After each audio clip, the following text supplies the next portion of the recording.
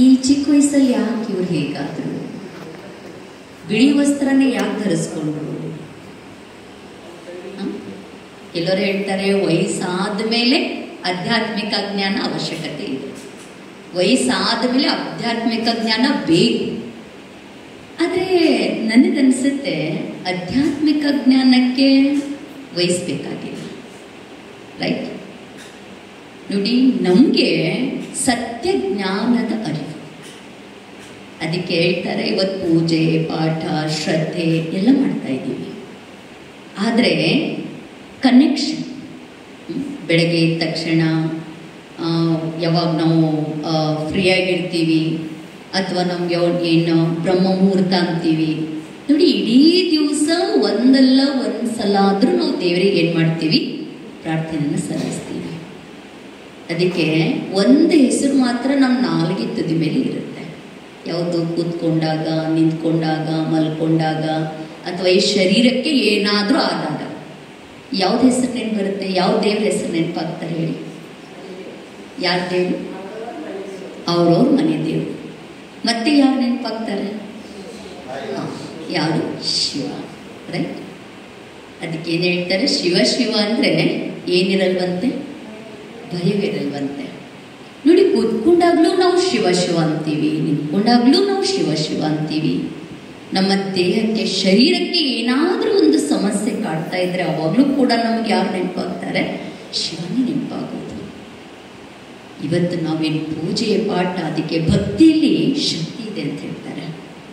ಇವತ್ತು ಭಗವಂತ ಯಾರು ಅಂತ ನಮಗೆ ಗೊತ್ತಿಲ್ಲ, ಆದರೂ ಕೂಡ ಜಾನೆ ಅನ್ಜಾನೆ ಮೇ ಹಮ್ ಭಗವಾನ್ ಕೋ ಜರೂರ್ ಯಾದ್ ಕರೆ. ಅವ್ರು ಯಾರೇ ಇರಲಿ, ಕುರುಡರಿರಲಿ, ಕುಂಟರಿರಲಿ, ಭಿಕ್ಷುಕ ಇರಲಿ, ಶ್ರೀಮಂತ ಇರಲಿ, ಸಣ್ಣವರಿರಲಿ, ದೊಡ್ಡವರಿರಲಿ, ಮುದುಕರಿರಲಿ, ಯಾರೇ ಇರಲಿ, ಆದರೆ ಎಲ್ಲರೂ ಯಾರಿಗೆ ನೆನಪು ಮಾಡ್ತಾ ಇದ್ದಾರೆ? ಆ ಸೃಷ್ಟಿಕರ್ತನಾಗಿರುವಂತಹ ಪರಮಾತ್ಮ ಶಿವನನ್ನು ನೆನಪು ಮಾಡ್ತಾ ಇದ್ದಾರೆ. ಆದರೆ ಆ ದೇವರನ್ನ ನಾವು ತಿಳ್ಕೊಳ್ಬೇಕಾದ್ರೆ, ಈಗ ಅಲ್ಲಿವರೆಗೆ ನಾವು ಹೋಗ್ಬೇಕು ಅಂದ್ರೆ ಕನೆಕ್ಷನ್ ಬೇಕಲ್ಲ. ಇವತ್ತು ನೋಡಿ, ನೀವು ನಾನು ಯಾರು? ಆಧ್ಯಾತ್ಮಿಕ ನಮಗೆ 2 ಪ್ರಶ್ನೆಗಳಿಗೆ ಚೆನ್ನಾಗಿ ಉತ್ತರ ಕೊಡುತ್ತೆ. ಸತ್ಯದ ಅರಿವು. ಅದಕ್ಕೇನು ಹೇಳ್ತಾರೆ? ಅರಿವೇ ಗುರು. ಯಾವ ಗುರು? ಅರಿವೇ. ಇವತ್ತು ನಮಗೆ ಬೇರೆಯವರಿಗೆ ಗುರು ಮಾಡಿಕೊಳ್ಳೋದಕ್ಕಿಂತ ಮುಂಚೆ ನಮಗೆ ಅರಿವು ಬಂತು ಅಂದ್ರೆ ಅದೇ ನಮಗೇನಾಗ್ಬಿಡುತ್ತೆ? ಗುರು ಆಗ್ಬಿಡುತ್ತೆ. ತನ್ನನ್ನು ತಾನು ಅರಿತುಕೊಂಡ ಮೇಲೆ ಉಳಿದಿರೋದೇನು? ನನ್ನನ್ನು ನಾನು ತಿಳ್ಕೊಂಡ್ಮೇಲೆ ನನಗೆಲ್ಲ ಏನು ಕಾಣಿಸುತ್ತೆ? ಒಂದು ದೊಡ್ಡ ಶೂನ್ಯ ಕಾಣಿಸುತ್ತೆ. ಈಗ ಎಷ್ಟೋ ಸಲ ನಾವು ಅಂತೀವಲ್ಲ, ಇದೆಲ್ಲ ಏನು ನಶ್ವರ ಇದೆ ರೀ, ಯಾವ ಶಾಶ್ವತ ಇಲ್ಲ, ಎಷ್ಟು ಮಾಡಿದ್ರು ಅಷ್ಟೇ ಇದೆ, ಎಷ್ಟಂತ ಮಾಡಬೇಕು. ಕೆಲವೊಂದ್ಸಲ ನಮ್ಮ ಅನುಭವ ಇದಕ್ಕೆ ಮೀರಿ ಏನು ಇಲ್ಲ ಅನ್ನೋ ಉತ್ತರಕ್ಕೆ ಬಂದ್ಬಿಡುತ್ತೆ. ರೈಟ್? ಅದಕ್ಕೆ ಮೊದಲು ನಾವಿಲ್ಲಿ ತಿಳ್ಕೊಳ್ಬೇಕಾಗಿರೋದು ನಾನು ಯಾರು. ಅದಕ್ಕೆ ನಾನು ಕೇಳಿದೆ ನಿಮಗೆ, ಇಲ್ಲಿ ಯಾರಿಗಾದ್ರೂ ಪ್ರಶ್ನೆ ಬಂದಿರ್ಬೋದು, ಇಲ್ಲ ಎಲ್ಲಾದ್ರೂ ನೋಡಿರ್ಬೋದು, ಯಾಕಪ್ಪ ಇವ್ರು ಬಿಳಿ ವಸ್ತ್ರನ ಧರಿಸ್ಕೊಳ್ತಾರೆ? ನೋಡಿ, ನಮಗೂ ಸತ್ಯ ಗೊತ್ತಾದ ಮೇಲೆನೆ ಲೈಫ್ ಟರ್ನ್ ಆಗಿದೆ. ಇವತ್ತು ನೀವು ಎಷ್ಟೋ ಶರಣರ ಇತಿಹಾಸವನ್ನು ನೋಡ್ತೀರಾ. ಅಕ್ಕ ಮಹಾದೇವಿಗೆ ಏನು ಕಡಿಮೆ ಇತ್ತು ಹೇಳಿ? ಆದರೆ ಅಕ್ಕ ಮಹಾದೇವಿ ಅಕ್ಕ ಯಾಕಾದ್ರು? ಅಕ್ಕ ಮಹಾದೇವಿ ಯಾಕಾದ್ರು? ನಮ್ಮ ಬಸವಣ್ಣವರಿಗೆ ಏನು ಕಡಿಮೆ ಇತ್ತು? ಆದರೆ ಬಸವಣ್ಣ ಯಾಕಾದ್ರು? ನೋಡಿ, ಇವೆಲ್ಲ ಪ್ರಶ್ನೆಗಳಿಗೆ ನಾವು ಸ್ವಲ್ಪ ಉತ್ತರವನ್ನು ಹುಡುಕಬೇಕಾದ್ರೆ ಸಿಗುತ್ತೆ. ಇವ ಶರಣರ ಇತಿಹಾಸವನ್ನು ನೋಡಿದಾಗ ಅವರ ಜೀವನನೇ ಅವ್ರು ಏನ್ ಮಾಡ್ಕೊಂಡಿದ್ದಾರೆ? ಬದಲಾಯಿಸ್ಕೊಂಡಿದ್ದಾರೆ. ಇವತ್ತಿಡೀ ಸಮಾಜಕ್ಕೆ ಅಕ್ಕ ಮಹಾದೇವಿ ಸಂದೇಶ, ಬಸವಣ್ಣವರ ಸಂದೇಶ. ಇವತ್ತು ಅವರು ಪೂಜೆ ಮಾಡಿದ್ದಾರೆ, ಅವರು ಲಿಂಗದ ಪೂಜೆ ಮಾಡಿ ಅಂತ ಒಂದು ಉನ್ನತ ಶ್ರೇಷ್ಠ ಪದವಿಯನ್ನು ತಗೊಂಡಿದ್ದಾರೆ. ಆದರೆ ಅದಕ್ಕಿಂತ ಮುಂಚೆ ಅವ್ರು ತಿಳ್ಕೊಂಡಿದ್ದು ನಾನು ಯಾರು, ನಾವು ಎಲ್ಲಿಂದ ಬಂದಿದ್ದೀವಿ, ನಿಮ್ಗೆ ಗೊತ್ತಾ ನೀವು ಯಾರು ಅಂತ? ಈಗ ನಾನು ಕೇಳಿದ್ರೆ ನೀವು ಹೇಳ್ತೀರಾ, ಹೆಸರು ಹೇಳ್ತೀರಾ, ಇಲ್ಲ ಯಾವುದೋ ಒಂದು ಅಡ್ರೆಸ್ ಹೇಳ್ತೀರಾ, ಇಲ್ಲ ನಮ್ಮ ಮನೆ ಇಲ್ಲೇ ಪಕ್ಕಕ್ಕಿದ್ದೀರಿ, ಬೆಂಜಿ ಇಲ್ಲೇ ಇದ್ದೀವಿ, ಹೆಸರು ಹೇಳ್ತೀರಾ, ಲಕ್ಷ್ಮಣನೋ ಶಿವಾನಂದನೋ ಶಿವಕುಮಾರನೋ. ಆದರೆ ವಾಸ್ತವದಲ್ಲಿ ನಾನು ಯಾರು? ನಾನು ಪ್ರಶ್ನೆ ಕೇಳ್ತೀನಿ ನಿಮಗೆ. ನಾವು ದಿನ ಮಾತಾಡ್ತಾ ಇದ್ದೀವಿ, ದಿನ ಮಾತಾಡ್ತೀವಿ. ಮಾತಾಡುವಂಥ ಶಕ್ತಿ ಯಾವುದಿದೆ ವಿಚಾರ ಮಾಡಿದ್ದೀವಿ? ನಮ್ಮೊಳಗಡೆ ಮಾತಾಡುವಂಥ ಶಕ್ತಿ ಯಾವುದು?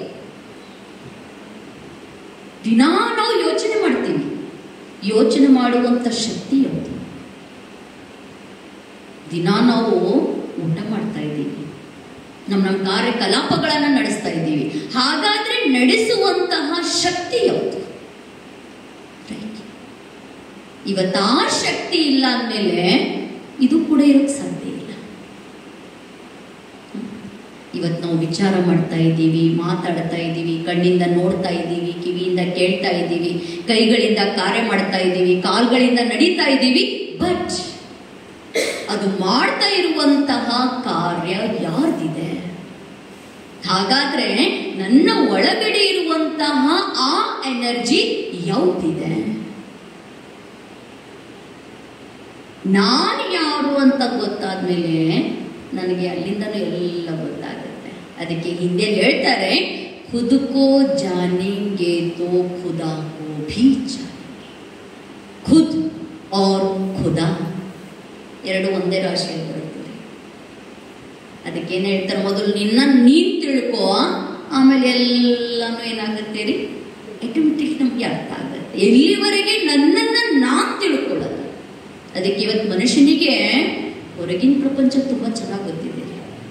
ಸಮುದ್ರದಲ್ಲಿ ಹೇಗೆ ಈಜಾಡಬೇಕು ಅಂತ ಗೊತ್ತಿದೆ, ಆಕಾಶದಲ್ಲಿ ಹೇಗೆ ಹಾರಾಡಬೇಕು ಅನ್ನೋದು ಗೊತ್ತಿದೆ. ಇವತ್ತು ಮಂಗಳ ಗ್ರಹದಲ್ಲಿ ಹೋಗಿ ಏನೆಲ್ಲ ಮಾಡಿ ಬರ್ತಾ ಇದ್ದಾನೆ. ಆದ್ರೆ ಇಲ್ಲೊಂದು ಪ್ರಶ್ನೆ ಉಟ್ಕೊಳ್ಳುತ್ತೆ, ಯಾವತ್ತಾದ್ರೂ ನಮ್ಮ ಅಂತರ ಜಗತ್ತನ್ನ ನಾವು ನೋಡ್ಕೊಂಡಿದ್ದೀವ? ಅಂತರ ಜಗತ್ತನ್ನ, ಅಂತರಾತ್ಮವನ್ನ. ಅದಕ್ಕೆ ಅಕ್ಕಮಹಾದೇವಿ ಕೌಶಿಕನಿಗೆ ಒಂದು ಪ್ರಶ್ನೆ ಮಾಡ್ತಾಳೆ. ಯಾವಾಗ ಕೌಶಿಕ ರಾಜನಿಗೆ ಅಕ್ಕಮಹಾದೇವಿ ಕೆಲವೊಂದು ಕಂಡೀಷನ್ಸ್ ಹಾಕಿರ್ತಾಳೆ. ಮದುವೆ ಮಾಡ್ಕೊಂಡು ಹೋದ್ಮೇಲೆ, ನಾನು ಪೂಜೆ ಮಾಡುವಾಗ ನೀನೇನಾಗಬಾರ್ದು, ಅಡ್ಡ ಬರಬಾರ್ದು. ಸೊ ಅದು ಯಾವುದೋ ಒಂದು ದೃಷ್ಟಿಯಿಂದ ಒಂದು ನೋಟ, ಒಂದು ದೃಷ್ಟಿಕೋನ ಚೇಂಜ್ ಆಯ್ತು. ಅವಾಗ ಅಕ್ಕಮಹಾದೇವಿ ಹೇಳಿರ್ತಾಳೆ, ಒಂದು ಸಲ ಆದ್ರೂ ನೀನು ನಿನ್ನ ಅಂತರಾತ್ಮವನ್ನ ನೋಡ್ಕೊಂಡಿದ್ಯಾ? ನೀನು ಅಂತರಾತ್ಮವನ್ನ ನೋಡ್ತಾ ಇಲ್ಲ, ಹಾಳಾಗಿರುವಂತ ಈ ನಶ್ವರ ಶರೀರವನ್ನ ನೋಡ್ತಾ ಇದೀಯಾ? ಇಷ್ಟು ಹೇಳಿದ ಮೇಲೆ ಹೊಸ ಅಧ್ಯಾಯ, ಹೊಸ ಚಾಪ್ಟರ್ ಅಕ್ಕಮಹಾದೇವರು ಶುರು ಆಗುತ್ತೆ. ಆದ್ರೆ ಅಂತರಾತ್ಮ ಯಾವುದು? ಅಂತರ ಜಗತ್ತು ಯಾವುದು? ಹಾಗಾದ್ರೆ ನಾನು ಯಾರು? ಇನ್ನು ಎರಡೇ ಪ್ರಶ್ನೆ ನಮಗೆ ಉದ್ಭವ ಆಗುತ್ತೆ, ನಾನು ಎಲ್ಲಿಂದ ಬಂದಿದ್ದೀನಿ? ಈಗ ಸಾಮಾನ್ಯವಾಗಿ ನಿಮಗೆಲ್ಲ ಕೇಳಿದ್ರೆ ಹೇಳ್ತೀರಾ, ಎಲ್ಲಿಂದ ಬಂದಿದ್ದೀರಾ ಅಂದ್ರೆ, ಇಲ್ಲೇ ಪಕ್ಕದ ಮನೆಯಿಂದ ಬಂದಿದ್ದೀವಿ, ಪಕ್ಕದ ಓಣೆಯಿಂದ ಬಂದಿದ್ದೀವಿ. ಆದ್ರೆ ವಾಸ್ತವದಲ್ಲಿ ನಮ್ಗೆ ಒಂದು ಪರ್ಮನೆಂಟ್ ಹೌಸ್ ಇದೆ ಅಲ್ಲ? ಏನಂತೀರ? ನಿಮ್ಗೂ ಚೆನ್ನಾಗಿ ಅನುಭವ ಇದೆ. ಶರೀರ ಬಿಟ್ಟಿದ ಮೇಲೆ ಹೋಗೋದೆಲ್ಲಿಗೆ? ಕೈ ಹೋಗೋದೆಲ್ಲಿ? ಬೆರಳು ಹೋಗೋದು ಮೇಲೆ. ಹಾಗಾದ್ರೆ ಮೇಲೆ ಎಲ್ಲಿ? ಅದಕ್ಕೊಂದು ಅಡ್ರೆಸ್ ಬೇಕಲ್ಲ. ಅದಕ್ಕೆ ಹೇಳ್ತಾರೆ, ಅಲ್ಲಿ ಇದೆ ನಮ್ಮನೆ, ಇಲ್ಲಿ ಬಂದೆ. ಒಪ್ಕೊಳ್ತೀರಾ ಇದನ್ನು? ಎಷ್ಟು ಪರ್ಸೆಂಟ್ ಒಪ್ಕೊಳ್ತೀರಾ? ಎಷ್ಟು ಪರ್ಸೆಂಟ್ ಒಪ್ಕೊಳ್ತೀರಾ? ಫುಲ್. ಅಲ್ಲಿ ನಮ್ಮನೆ ಇದೆ. ಇಲ್ಲಿ ಬಂದು ನಾನು ಸುಮ್ಮನೆ ನನ್ನ ಪಾರ್ಟ್ ಅನ್ನು ಏನ್ ಮಾಡ್ತಾ ಇದ್ದೀನಿ? ನಾನು ಪ್ಲೇ ಮಾಡ್ತಾ ಇದ್ದೀನಿ ಅಷ್ಟೇ. ಆದ್ರೆ ನನ್ನ ಪಾರ್ಟ್ ಅನ್ನ ನಾನು ಹೇಗೆ ಪ್ಲೇ ಮಾಡಬೇಕು ಅನ್ನೋದು ಆಲ್ರೆಡಿ ಭಗವಂತ ಫಿಕ್ಸ್ ಮಾಡಿದ್ದಾನೆ. ಇದು ಒಂದು ರಂಗ ಮಂಟಪ ಇದ್ದ ಹಾಗೆ. ಇದ್ರ ಮೇಲೆ ನಾವೆಲ್ಲ ಪಾತ್ರಧಾರಿಗಳಿದ್ದ ಹಾಗೆ. ಆದ್ರೆ ಎಲ್ಲಾ ಪಾತ್ರಧಾರಿಗಳು ಒಂದೇ ಪಾತ್ರವನ್ನ ಮಾಡೋಕ್ ಸಾಧ್ಯನೇ ಇಲ್ಲ. 20 ಜನ ಸೇರ್ಕೊಂಡಿದ್ದೀರ ಇಲ್ಲಿ. ಆದರೆ ಎಲ್ಲಾರ್ದು ರೋಲ್ ಸೇಮ್ ಇದೆಯಾ? ನೋಡೋಕೆ ಎಲ್ಲರೂ ಸೇಮ್ ಇದ್ದೀರಾ? ಎಲ್ಲಾರ್ದು ಕಲರ್ ಸೇಮ್ ಇದೆಯಾ? ಎಲ್ಲಾರ್ದು ಹೈಟ್ ಸೇಮ್ ಇದೆಯಾ? ಎಲ್ಲಾರ್ದು ಸಂಸ್ಕಾರ ಸೇಮ್ ಇದೆಯಾ? ಅದಕ್ಕೆ ಈ ಶರೀರದಿಂದ ನಾವು ಮೆಜರ್ಮೆಂಟ್ ಮಾಡಕ್ಕಾಗಲ್ಲ, ಇವ್ರು ಹೀಗಿದ್ದಾರೆ, ಇವ್ರು ಹೀಗಿದ್ದಾರೆ. ಆದ್ರೆ ಯಾವಾಗ ನಾನು ನನ್ನ ಅಂತರಾತ್ಮವನ್ನ ನಾನು ನೋಡ್ಕೊಳ್ತೀನಿ, ನನ್ನ ಅಂತರ ಜಗತ್ತನ್ನ ನಾನು ನೋಡ್ಕೊಳ್ತೀನಿ, ಅವಾಗ ನಮ್ಗೆ ಗೊತ್ತಾಗುತ್ತೆ ಈ ಮನುಷ್ಯ ಹೀಗಿದ್ದಾನೆ, ಇವರು ಹೀಗಿದ್ದಾರೆ. ಅದಕ್ಕೆ ಅಲ್ಲಿಂದ ನಾವು ಬಂದು ಇಲ್ಲಿ ನಮ್ಮ ಪಾಡಿಗೆ ನಾವೇನ್ ಮಾಡ್ತಾ ಇದ್ದೀವಿ, ಪಾರ್ಟ್ ಮಾಡ್ತಾ ಇದ್ದೀವಿ. ಆದ್ರೆ ಆ ಪಾರ್ಟ್ ಅನ್ನ ನಾನು ಹೇಗೆ ಪ್ಲೇ ಮಾಡ್ಬೇಕು ಅನ್ನೋದು ನನಗೆ. ಅದಕ್ಕೇನ್ ಹೇಳ್ತಾರೆ, ಹುಟ್ಟುವುದು ಎಸ್, ಸಾಯೋದು ಖಚಿತ. ಆದ್ರೆ ಹುಟ್ಟು ಸಾವಿನ ಮಧ್ಯೆ ಪಯಣ ಇದೆಲ್ಲ, ದಟ್ ಈಸ್ ಇಂಪಾರ್ಟೆಂಟ್. ಅದು ನಮ್ಮ ಕರ್ಮ ಪಯಣ. ಏನ್ ತಗೊಳ್ತೀವಿ, ಏನ್ ಕೊಡ್ತೀವಿ, ಅದ್ರ ಮೇಲೆ ನಮ್ಮ ಹೆಸರು ಅಲ್ಲಿ ಅಣ್ಣವ್ರು ತುಂಬಾ ಚೆನ್ನಾಗಿದ್ದುರ್ರಿ, ಇನ್ನೊಂದೆರಡು ದಿವಸ ಇದ್ರೆ ಚೆನ್ನಾಗಿತ್ತು. ಯಾಕೆ? ಅವ್ರ ಕರ್ಮ ಚೆನ್ನಾಗಿತ್ತು, ಎಲ್ರಿಗೂ ಒಳ್ಳೆಯವ್ರಂತವು, ಎಲ್ರಿಗೂ ದಾನ ಧರ್ಮ ಪುಣ್ಯ ಮಾಡತ್ತವು. ಅದೇ ಸ್ವಲ್ಪ ಹೋದ್ರೆ ಚೆನ್ನಾಗೈತಿ ಬಿಡ್ರಿ, ಇದ್ದಾಗ ಏನ್ ಮಾಡಿದಾರೆ, ಏನು ಮಾಡಿಲ್ಲ, ಇದ್ರು ಹಾಗೆ ಇತ್ತು, ಹೋದ್ರಂತೂ ಇನ್ನು ನೋಡಿ, ಹುಟ್ಟೋದು ಸಾಯೋದು ಇದೆ. ಆದ್ರೆ ಇದ್ರ ಮಧ್ಯದಲ್ಲಿ ನಾವೇನು ಕೊಡೋದು ತಗೊಳಕ್ಕೇನು ಬಂದಿದೀವಲ್ಲ, ಆ ಪಯಣದಲ್ಲಿ ನಾವೇನು ತಗೊಳ್ತಾ ಇದೀವಲ್ಲ, ಕೊಡ್ತಾ ಇದೀವಲ್ಲ, ಅದು ಇಂಪಾರ್ಟೆಂಟ್. ಅದಕ್ಕೆ ಒಂದು ಪುಣ್ಯ, ಈ ಪುಣ್ಯ ಯಾವುದು ಪಾಪ ಯಾವುದು ಅದಕ್ಕೂ ನಮ್ಗೆ ನಾಲೆಜ್ ಬೇಕಲ್ಲ. ಅದಕ್ಕೆ ನಾನು ಹೇಳಿದೆ, ಪ್ರತಿಯೊಂದು ಪ್ರಶ್ನೆಗಳಿಗೆ ನಮಗೆ ಉತ್ತರ ಸಿಗೋದೆಲ್ಲಿ? ಆಧ್ಯಾತ್ಮಿಕದಲ್ಲಿ. ಈ ಶರೀರ ನಡೀತಾ ಇದೆ, ಆದ್ರೆ ಇದ್ರ ಒಳಗಡೆ ಒಂದು ಚೈತನ್ಯ ಶಕ್ತಿ ಆತ್ಮ. ಇಷ್ಟೋ ಸಲ ನಮ್ಮ ಬಸವಣ್ಣವರು ಸಾರಿ ಹೇಳ್ತಾರೆ, ಆತ್ಮ ಅಮರ, ಆತ್ಮ ಅವಿನಾಶಿ, ಆತ್ಮ ಯಾವತ್ತೂ ಸಾಯಲ್ಲ. ಶರೀರ ನೋ ಗ್ಯಾರಂಟಿ. ಗ್ಯಾರಂಟಿ ಕೊಡ್ತೀರಾ ನೀವು? ಗ್ಯಾರಂಟಿ ಕೊಡ್ತೀರಾ? ಯಾವಾಗ ಹೋಗುತ್ತೋ ಗೊತ್ತಿಲ್ಲ. ಆದ್ರೆ ಇದ್ರ ಒಳಗಡೆ ಇರುವಂತ ಒಂದು ಚೈತನ್ಯ ಶಕ್ತಿ, ಇದ್ರ ಒಳಗಡೆ ಇರುವಂತ ಒಂದು ಚೈತನ್ಯ ಎನರ್ಜಿ, ಇದ್ರ ಒಳಗಡೆ ಇರುವಂತ ಒಂದು ಚೈತನ್ಯ ಬಿಂದು, ಅದು ನಾನು ಎನರ್ಜೆಟಿಕ್ ಚೈತನ್ಯ ಶಕ್ತಿ, ಅದು ನನ್ನನ್ನ ಈ ಶರೀರವನ್ನ ನಡೆಸ್ತಾ ಇದೆ. ಅದೇ ಅಧ್ಯಾತ್ಮದಲ್ಲಿ ನಾವೇನ್ ಹೇಳ್ತೀವಿ? ಆತ್ಮ.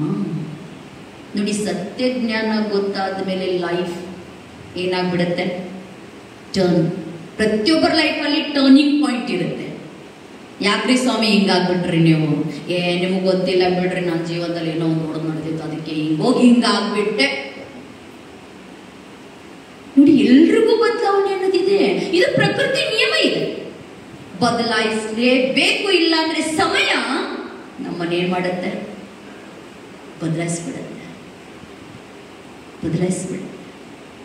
ಅದಕ್ಕೆ ಯಾವಾಗ ನಾವು ಜ್ಞಾನದ ಆಳದಲ್ಲಿ ಇಳಿತಾ ಹೋಗ್ತೀವಿ, ಈ ಜ್ಞಾನ ಅನ್ನೋದು ಸಾಗರ ಇದ್ದ ಹಾಗೆ. ನೀವು ಸಮುದ್ರದ ಆಳ ಒಳಗಡೆ ಎಷ್ಟು ಈಜಾಡ್ತೀರಾ,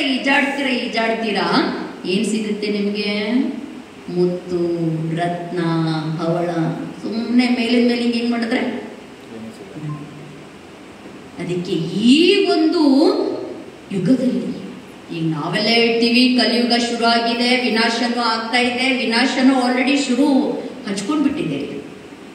समय किसी का वेट नहीं करता है, समय किसी का मोहताज नहीं होता है, समय बस अपने आप चल रहा है, समय आने पर समय भागेगा किसके. ಇವತ್ತು ನಾವು ಸಮಯಕ್ಕೆ ವೇಟ್ ಮಾಡ್ತಾ ಇದ್ದೀವಿ, ಆದ್ರೆ ಸಮಯ ಯಾರಿಗೂ ವೇಟ್ ಮಾಡಲ್ಲ. ಅದಕ್ಕೆ ಒಂದು ಯದಾ ಯದಾ ಈ ಧರ್ಮಸ್ಯ, ಯಾವಾಗ ಈ ಒಂದು ಭೂಮಿ ಮೇಲೆ ಅತ್ಯಾಚಾರ ಪಾಪ ಇದೆಲ್ಲ ಏನ್ ಜಾಸ್ತಿ ಆಗುತ್ತೆ ನೋಡಿ, ಅವಾಗ ಪರಮಾತ್ಮ ಈ ಧರಣಿಗೆ ಬಂದ್ಬಿಡ್ತಾರೆ. ಇದು ಗುಪ್ತ ಕಾರ್ಯ ನಡೀತಾ ಇದೆ ರೀ, ಗುಪ್ತ ಕಾರ್ಯ ನಡೀತಾ ಇದೆ. ಆ ಭಗವಂತನ ಮುಂದೆ ನಾವೆಲ್ಲ ಮುತ್ತು ರತ್ನ ಹವಳ ಇದ್ದಾಗೆ. ಒಂದು ಯೋಚನೆ ಮಾಡಿ, ಇವತ್ತು ಆ ಭಗವಂತ ನಿಮ್ಮನ್ನೇ ಯಾಕೆ ಚಾಯ್ಸ್ ಮಾಡಿ ಕೂಡಿಸಿದ್ದಾನೆ ಹೇಳಿ? ಯಾಕೆ ಹೊರಗಡೆ ಯಾರು ಇರ್ಲಿಲ್ವಾ? ಅಷ್ಟು ಜನ ಓಡಾಡ್ತಾ ಇದ್ದಾರೆ. ಇವತ್ತು ನಿಮ್ಮನ್ನೇ ಯಾಕೆ ಭೇಟಿ ಮಾಡಬೇಕಾಗಿತ್ತು? ನೀವೇ ಯಾಕೆ ನನ್ನ ಭೇಟಿ ಮಾಡಬೇಕಾಗಿತ್ತು? ರೈಟ್? ಭಗವಂತನ ದೃಷ್ಟಿ ತುಂಬಾ ಗುಪ್ತವಾಗಿರುತ್ತೆ. ಯಾವಾಗ ಯಾರ ಮೇಲೆ ಹೇಗೆ ದೃಷ್ಟಿ ಬೀಳುತ್ತೆ ಅನ್ನೋದು ನಮ್ಗೆ ಗೊತ್ತಾಗಲ್ಲ. ಅದಕ್ಕೆ 3 ದೃಷ್ಟಿ ಕೊಡ್ತಾರೆ. ಒಂದು ಆಶೀರ್ವಾದ ಕೊಡ್ತಾರೆ, ಒಂದು ಕೈಯಿಂದ. ದೇವಿ ದೇವತೆಗಳ ಕೈ ಹೆಂಗಿರುತ್ತೆ ಹೇಳಿ? ಇನ್ನು ಕಾಲಿಂದ ಆಶೀರ್ವಾದ ಕೊಡ್ತಾರೆ. ಅಂದ್ರೆ ಹೋದ ತಕ್ಷಣ ನಾವೇನು ಮುಟ್ಟುತ್ತೀವಿ, ಅದೊಂದು ಆಶೀರ್ವಾದ. ಇನ್ನೊಂದು ದೃಷ್ಟಿಯಿಂದ ಆಶೀರ್ವಾದ ಅಂತಿರಲ್ಲ. ಇಲ್ರಿ, ನಿಮ್ದೊಂದು ದೃಷ್ಟಿ ಬಿದ್ರೆ ಸಾಕ್ರೆ ನಾವು ಪುಣ್ಯ ಆದಂಗೆ, ನಾವು ಪುಣ್ಯ ನಾವು ಧನ್ಯ ಆದಂಗೆ. ಸ್ವಲ್ಪ ನೀವು ಕಣ್ಣು ಹಾಕ್ಬಿಟ್ರಿ ಸಾಕು. ಸೊ 3 ರೀತಿಯಲ್ಲಿ ನಾವೇನು ಆಶೀರ್ವಾದ ತಗೊಳ್ತೀವಿ. ಸೊ ಇವತ್ತು ಭಗವಂತನ ದೃಷ್ಟಿ ನಿಮ್ಮ ಮೇಲೆ ಬಿದ್ದುಬಿಟ್ಟಿದೆ. ಅದಕ್ಕೆ ಮೊದಲು ನಮ್ಮನ್ನ ನಾವು ತಿಳ್ಕೊಂಡಾಗ ಆಮೇಲೆ ನಮಗೆ ಗೊತ್ತಾಗೋದು ಅವನು ಯಾರು. ಹಾಗೆ ನೋಡಿದ್ರೆ ಅವನು 100 ಹೆಸರಿದೆ ರೀ. ದೇವನೊಬ್ಬ, ಈಗ ಹೆಸರು ಲಿಸ್ಟ್ ಹೇಳಿದ್ರೆ 108 ನಾಮಾವಳಿ ಬಂದ್ಬಿಡುತ್ತೆ. ಯಾರು ಸೋಮರಸ ಹೇಳಿದ್ರು, ಯಾರು ಕಾಶಿನಾಥ್ ಹೇಳಿದ್ರು, ಯಾರು ವಿಶ್ವನಾಥ್ ಹೇಳಿದ್ರು, ಯಾರು ಪಶುಪತಿನಾಥ್ ಅಂತ ಹೇಳಿದ್ರು, ಯಾರು ಬಹುಲ್ನಾಥ್ ಅಂತ ಹೇಳಿದ್ರು. ಬಟ್ ಆ ಪರಮಾತ್ಮನ ಕರ್ತವ್ಯ ಅನುಸಾರವಾಗಿ ಹೆಸರುಗಳನ್ನು ನಾವು ಇಟ್ಟಿದ್ವಿ. ಆದ್ರೆ ಇರೋದು ಒಂದೇ ಹೆಸರು, ಅದ್ಯಾವುದು? ಶಿವ. ಬಸವಣ್ಣರು ಕೂಡ ತನ್ನ ಅಂಗೈಯಲ್ಲಿ ಏನಿಟ್ಕೊಂಡು ಪೂಜೆ ಮಾಡಿದ್ದು? ಲಿಂಗಕ್ಕೆ ಪೂಜೆ ಮಾಡಿದ್ದು. ನೀವು ಯಾವ ಇತಿಹಾಸ ನೋಡಿ, ಭಾರತದ 4 ದಿಕ್ಕುಗಳಲ್ಲಿ ಹೋಗಿ ನೋಡಿ, ಎಲ್ಲಾ ದೇವಸ್ಥಾನದಲ್ಲಿ ಯಾರಿದ್ದಾರೆ? ಯಾರಿದ್ದಾರೆ? ಯಾವ್ದಾದ್ರು ಮೂರ್ತಿ ಇದೆಯೇನ್ರಿ? ಯಾವ್ದಾದ್ರು ಮೂರ್ತಿ ಇದೆಯೇನು? ಶಿವಲಿಂಗ. ಅದಕ್ಕೆ ಶಿವಲಿಂಗ ಸ್ತ್ರೀನೂ ಇಲ್ಲ, ಪೂಲಿಂಗನೂ ಅಲ್ಲ, ಅದು ಶಿವಲಿಂಗ. ಬಸವಣ್ಣವ್ರು ಯಾವಾಗ ಹೇಳಿದ್ರು ತಂದೆ ನೀನು ತಾಯಿ ನೀನು ಅಂತ? ಇಟ್ಸ್ ವೆರಿ ಫೇಮಸ್ ವಚನ. ಯಾವಾಗ ಹೇಳಿದ್ರು ಹೇಳಿ ಸ್ವಲ್ಪ? ಯಾವಾಗ ಹೇಳಿದ್ರು? ಇಲ್ಲ ಸುಮ್ಮನೆ ಹಿಂಗೆ ಹೇಳಿದ್ರ? ಈಗ ಸುಮ್ಮನೆ ಹಿಂಗೆ ಅಂತೂ ಯಾರು ಹೇಳಲ್ಲ.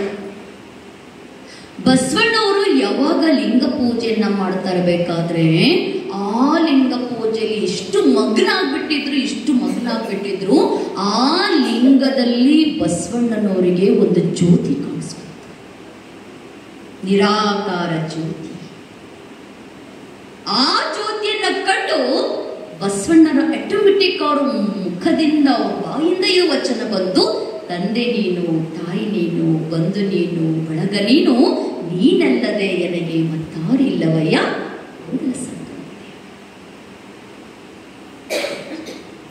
ಅಂದ್ರೆ ಆ ಶಿವನ ಹೆಸರು ಹಲವಾರು ಇರ್ಬೋದು. ಅದಕ್ಕೇನ್ ಹೇಳ್ತಾರೆ, ನಿಮ್ಮ ಹೆಸರು 2 ಇರ್ಬೋದು, ಮನೇಲೊಂದು ಹೊರಗಡೆ ಒಂದು. ಹೆಸರು 2 ಇರ್ಬೋದು, 3 ಇರ್ಬೋದು, 4 ಇರ್ಬೋದು, ಲೇಕಿನ್ ಶಕಲ್ ಏಕೆ हो सकता है.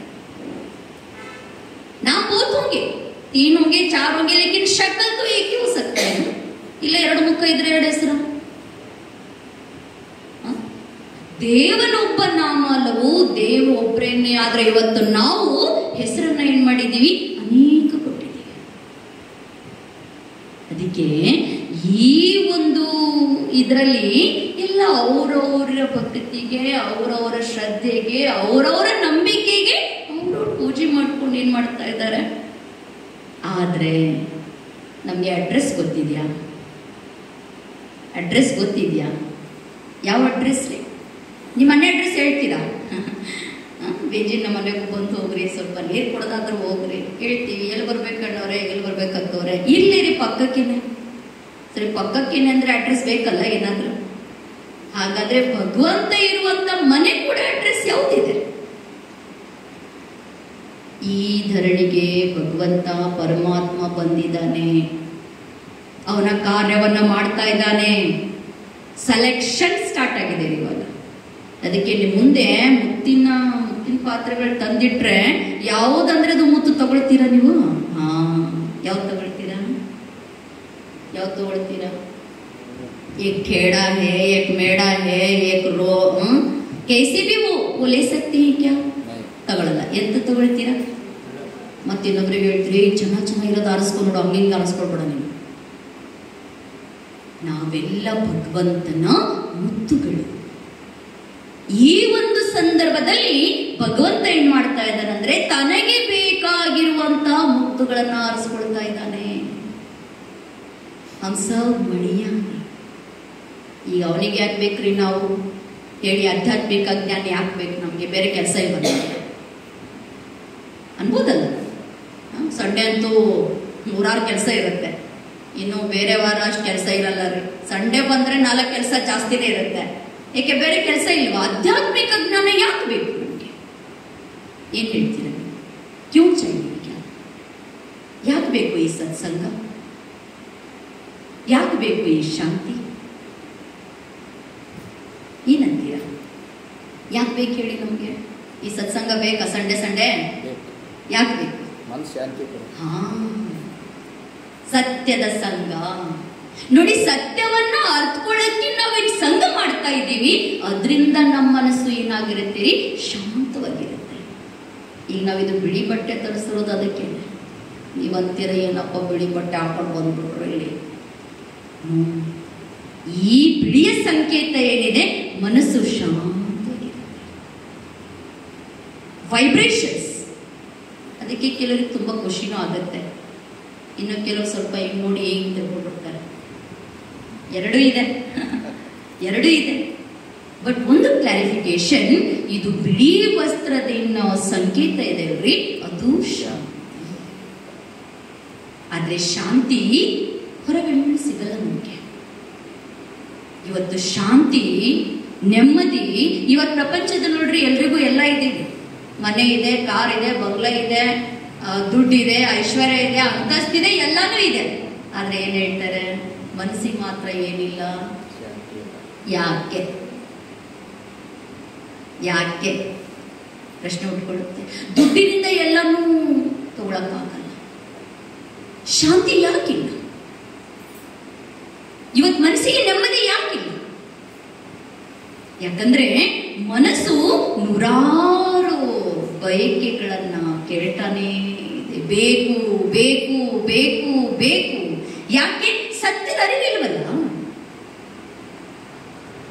ನಾನು ಯಾರು, ನಾನು ಎಲ್ಲಿಂದ ಬಂದಿದ್ದೀನಿ, ಯಾಕೆ ಬಂದಿದ್ದೀನಿ, ನಾನು ಇಲ್ಲಿ ಬಂದು ಮಾಡಬೇಕಾಗಿರೋದೇನು, ಅದು ನನಗೆ ಗೊತ್ತೇ ಇಲ್ಲ. ಅದಕ್ಕೆ ಇವತ್ತು ನಾನು ಯಾವ ವಸ್ತುಗಳ ಹಿಂದೆ ಹೋಗ್ತಾ ಇದ್ದೀನಿ? ಬೇಡವಾಗಿರುವಂತ ವಸ್ತುಗಳ ಹಿಂದೆ ಹೋದಾಗ ಮನಸ್ಸಿಗೆ ಶಾಂತಿ ಸಿಗುತ್ತೆ. ಮರ್ಸಿಡೀಸ್ ಕಾರ್ ಬೇಕು ನನಗೆ, ಮನೆ ಬೇಕು, ಒಂದ್ ಸೈಡ್ ಸಾಕಾಗಲ್ವಾ? ಇನ್ನೊಂದೆರಡು ಸೈಡ್ ಬೇಕು. ಸಿಗ್ಲಿಲ್ಲ, ಮನಸ್ಸು ಅಶಾಂತ. ಹೇಳ್ತಾರೆ ಬೇಕು ಬೇಕು ಅಂದವನೇ ಏನಾಗಿರ್ತಾನೆ? ಸಾಕು ಸಾಕು ಅಂದವನೇ ಸಾಹುಕಾರ. ನಾವೇನಾಗ್ಬೇಕು? ಸಾಕು ಅಂದ್ರೆ ನಾವು ಸಾಹುಕಾರ ಇದ್ದಾಗಿರಿ. ಆದ್ರೆ ಏನ್ ಮಾಡೋದು? ಮನಸ್ಸು ತುಂಬಾ ಚಂಚಲ ಕಣ್ರಿ, ಕೇಳಲ್ಲ. ಸೈಟ್ ತಗೊಂಡಿದ್ಯಾ, ಮನೆ ಕಟ್ಟು. ಸಿಂಗಲ್ ಬೇಡ ಬೇಡ, ಡಬಲ್ ಕಟ್ಟು. ಸಾಕು ಡಬಲ್. ಪಕ್ಕದ ಮನೆ ನೋಡಿ ಟ್ರಿಬಲ್ ಕಟ್ಟಿ, ನೀನು ಕಟ್ಟು ಮನೆ ಮುಂದೆ. ಇವತ್ತು ನಮಗೆ ಯಾವುದು ಬೇಡ ಅದ್ರ ಹಿಂದೆ ನಾವೇನು ಹೋಗ್ತಾ ಇದ್ದೀವಲ್ಲ, ಅದಕ್ಕೆ ಮನಸ್ಸಿನ ಚಂಚಲತೆ ಇವತ್ತು ಜಾಸ್ತಿ ಆಗುತ್ತೆ. ಈಗ ಮನಸ್ಸು ಕರ್ಮೇಂದ್ರಿಯಗಳು ಓಡಬಾರ್ದು, ಅದಕ್ಕೆ ಸ್ವಲ್ಪ ನಮ್ಮ ಕಂಟ್ರೋಲ್ ನಲ್ಲಿ ಇಟ್ಕೊಳ್ಬೇಕು ಅಂದ್ರೆ ನಮಗೆ ಈ ಸತ್ಸಂಗ.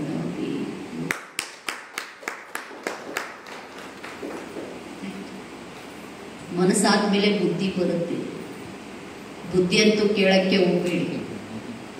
ಮನಸ್ಸೆಲ್ಲ ಟ್ರಾನ್ಸ್ಫರ್ ಮಾಡ್ತಾ ಇರತ್ತೆ.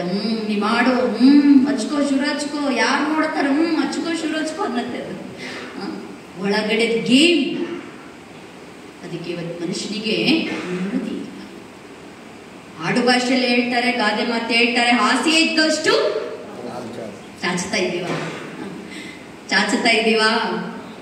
ಹೇಳ್ತೀವಿ ಹಾಸಿಗೆ ಎದ್ದಷ್ಟು ಕಾಲು ಚಾಚ್ಬೇಕು ನೋಡ್ರಿ, ಇಲ್ಲ ಅಂದ್ರೆ ಹಾಸಿಗೆ ಏನಾಗುತ್ತೆ, ಇಲ್ಲ ನಿಮ್ ಕಾಲ್ಗಳೇನಾಗುತ್ತೆ, ಚಾಚ್ತಾ ಇದ್ದೀವಾ?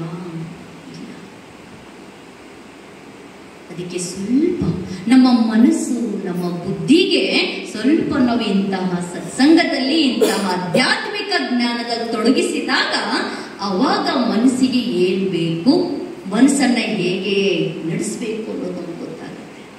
ಅದಕ್ಕೆ ಮಗು ಮನಸ್ಸಿದ್ದ ಹಾಗೆ, ಮಗು ನೋಡಿ ಸಣ್ಣ ಸಣ್ಣ ವಿಷಯದಲ್ಲಿ ಖುಷಿ ಪಡುತ್ತೇವೆ.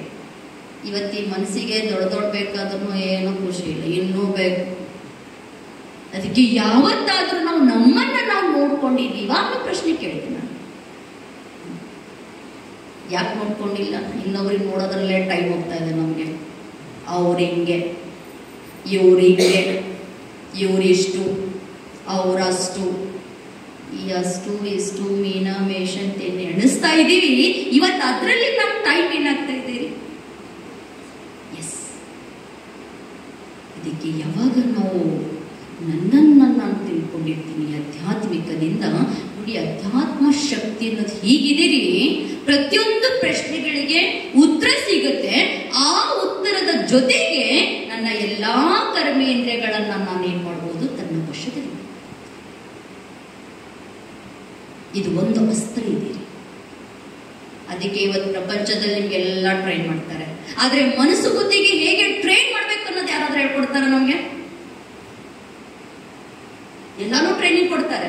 ಆದ್ರೆ ಮನಸ್ಸು ಹೇಗೆ ಕಂಟ್ರೋಲ್ ಮಾಡಬೇಕು ಅನ್ನೋದು ಟ್ರೈನಿಂಗ್ ವಿ ಡೋಂಟ್ ನೋ. ಬುದ್ಧಿಯನ್ನ ಹೇಗೆ ಕಂಟ್ರೋಲ್ ಮಾಡಬೇಕು ಅನ್ನೋದು ಟ್ರೈನಿಂಗ್ ವಿ ಡೋಂಟ್ ನೋ. ಮತ್ತೆ ಮನಸ್ಸು ಯಾರ್ದಿದೆ? ನಿಮ್ದೆ ತಾನೆ. ಬುದ್ಧಿ ಯಾರ್ದಿದೆ? ನಿಮ್ದೆ ತಾನೆ. ಆದ್ರೂ ಕಂಟ್ರೋಲ್ ಇಲ್ವಾ? It's wonder. ಎರಡು ನಮ್ದೇನೆ. ಆದ್ರೆ ಇವತ್ತೆರಡು ನಮ್ದೇ ಮಾತೇನ್ ಮಾಡ್ತಾ ಇಲ್ಲ. ಯಾಕಂದ್ರೆ ಇವತ್ತು ಮನಸ್ಸಿಗೆ ದಾರಿ ತೋರಿಸೋಕೆ ನಮ್ಗೆ ಬರ್ತಾರೆ. ಮನಸ್ಸಿಗೆ ದಾರಿ ತೋರಿಸ್ಬೇಕು ಅಂದ್ರೆ ನಮ್ಗೆ ಜ್ಞಾನ ಬೇಕು, ಅಧ್ಯಾತ್ಮ ಬೇಕು. ಹಿಂಗೆ ನಡಿ ಅಂದ್ರೆ ಗೊತ್ತಾಗಲ್ಲ. इसलिए कहते हैं मन को मारना नहीं चाहिए, लेकिन मन को सुधारना चाहिए. ನಮ್ಮನ್ನ ನಾವು ಚೇಂಜ್ ಮಾಡ್ಕೊಳ್ಳೋದಂದ್ರೆ ಏನು? ಮೊದಲು ನಮ್ಮ ಥಾಟ್ಸ್ ಅನ್ನ ಏನ್ ಮಾಡ್ಬೇಕಾಗತ್ತೆ? ನಾವು ಚೇಂಜ್ ಯುವರ್ ಸೆಲ್ಫ್.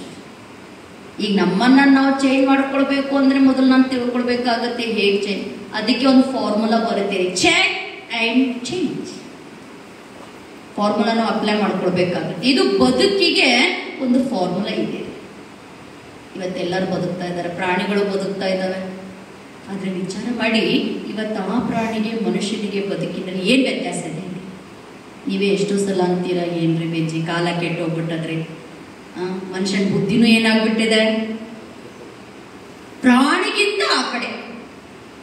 ಇನ್ನು ನಾಯಿಗೆ ಒಂದು ತುತ್ತು ಹಾಕಿದ್ರೆ ಇಡೀ ಮನೆ ಮಾಲೀಕನಿಗೆ ಕಾಯುತ್ತೆ, ಮನೆ ಕಾಯುತ್ತೆ. ಆದ್ರೆ ಮನುಷ್ಯನಿಗೆ ಇವತ್ತು ಒಂದು ಪ್ರಾಣಿಯನ್ನ ನೋಡಿ ಇನ್ನೊಂದು ಪ್ರಾಣಿ ಹೆದರ್ಕೊಳ್ಳಲ್ಲ. ಆದ್ರೆ ಇವತ್ತೊಬ್ಬ ಮನುಷ್ಯ ಇನ್ನೊಬ್ಬ ಮನುಷ್ಯನ ನೋಡಿ ಹೆದರ್ಕೊಳ್ಳುವಂತ ಸಮಯ. ಅಂದ್ರೆ ಮನುಷ್ಯತ್ವ, ಮಾನವೀಯತೆ ಇವತ್ತೆಲ್ಲ ಏನಾಗ್ತಾ ಇದೆ ರೀ?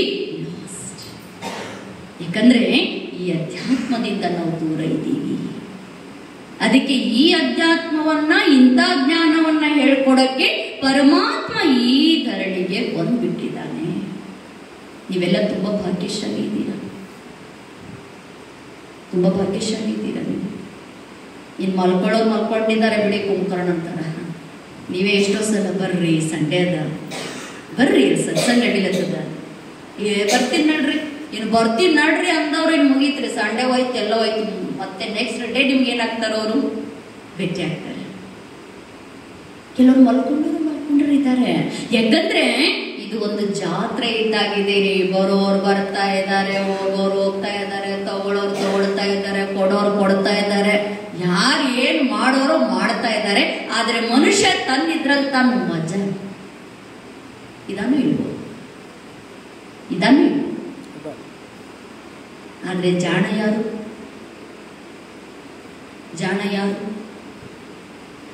ನಿಮ್ಮ ಮುಂದೆ ಒಂದು ಕ್ವಿಂಟಲ್ ನಾನು ಬಂಗಾರದ ಚೀಲ ಇಟ್ಟಿದ್ದೀನಿ. ಹೇಳಿದೆ ಬೇಕಾದ್ರೆ ತಗೊಂಡು. ಕೆಲವ್ರು ಏನ್ ಮಾಡಿದ್ರು ಅದರಲ್ಲಿ ಆ ಕಡೆ ಈ ಕಡೆ ತಗೊಂಡ್ರು ಏನಂತಾರೆ, ನಾನಂತ ಹೇಳಿ ತಗೊಳ್ಳಿ ಅಂತ. ಇನ್ನೂ ಕೆಲವರು ತಗೊಳ್ಳಿ ಬೇಡ, ಮುಟ್ಲಿ ಬೇಡ. ಇನ್ನೂ ಕೆಲವರು ಇಲ್ಲಿರು ಬರ್ತಾರೆ ಹೋಗ್ತಾರೆ, ಇಲ್ಲಿರು ಬರ್ತಾರೆ ಹೋಗ್ಬಿಡ್ತಾರೆ. ತಗೊಳ್ಳೋದನ್ನೋದು ಒಳಗಡೆ ಇದೆ, ಯಾವಾಗ ಯಾವಾಗ ಹಾಕೊಳ್ಳಿ ಅನ್ನೋದಿದೆ. ಅದ್ರಲ್ಲಿ ಇನ್ನೂ ಕೆಲವರು ಆ ಕಡೆ ಈ ಕಡೆ ಏನು ನೋಡೇ ಇಲ್ಲ, ಬಂದ್ರು ಈ ನೋಡಿದ್ರು ಆ ಕಡೆ ನೋಡ್ಕೊಂಡು ಹಾ. ಈಗ ಇಷ್ಟರಲ್ಲಿ ಜಾಣ ಯಾರಾಗ್ಬಿಟ್ರಿ, ಇಷ್ಟರಲ್ಲಿ ಜಾಣ ಯಾರಾದ್ರು ಅವಳು ಹೋಗ್ಬಿಟ್ರಿ. ಉಳಿದ್ರೆ ನಾವು ಇನ್ನೂ ಯೋಚನೆ ಮಾಡ್ತಾ ಇದ್ದೀವಿ, ತಗೊಳ್ಳಿ ಬೇಡ ತಗೊಳ್ಳಿ, ಎಲ್ಲಿದೆ ತಗೊಳಕ್ ಅವ್ನು ಹೋಗ್ಬಿಟ್ಟ. ತಗೊಳ್ಬೇಕಾದ್ರೆ ಅವಾಗಲೇ ತೊಳ್ಬೇಕಾಗಿತ್ತು ತಾನೆ. ಈ ಜ್ಞಾನ ಅನ್ನೋದು ಹೀಗಿದೆ. ಅದಕ್ಕೆ ಅಧ್ಯಾತ್ಮ ಜ್ಞಾನ ಆಗಲಿ, ಆ ಪರಮಾತ್ಮನ ಒಂದು ಸಂದೇಶ ಆಗಲಿ, ಇದು ಸಿಗಬೇಕು ಅಂದ್ರೂ ಕೂಡ ಭಾಗ್ಯ ಬೇಕು. ಭಾಗ್ಯ ಇಸ್ಲೇ ಜಿಸ್ಮೇ ಜಿತ್ನ, ಯಾರಿಗೆ ಎಷ್ಟು ಭಾಗ್ಯದಲ್ಲಿ ಸಿಗ್ಬೇಕು ಅಷ್ಟೇ ಸಿಗುತ್ತೆ, ಅದಕ್ಕಿಂತ ಜಾಸ್ತಿ ಸಿಗಲ್ಲ, ಅದಕ್ಕಿಂತ ಕಡಿಮೆ ಸಿಗಲ್ಲ. ಇವತ್ತು ನೀವು ಇಲ್ಲಿ ಬಂದು ಕೂತ್ಕೊಂಡಿದ್ದೀರಂದ್ರೆ ಇದು ನಿಮ್ಮ ಭಾಗ್ಯ ಇದ್ದೀರಿ. 4 ಮಾತು ನೀವು ಕೇಳ್ತಾ ಇದ್ದೀರಂದ್ರೆ ಇದು ನಿಮ್ಮ ಭಾಗ್ಯ.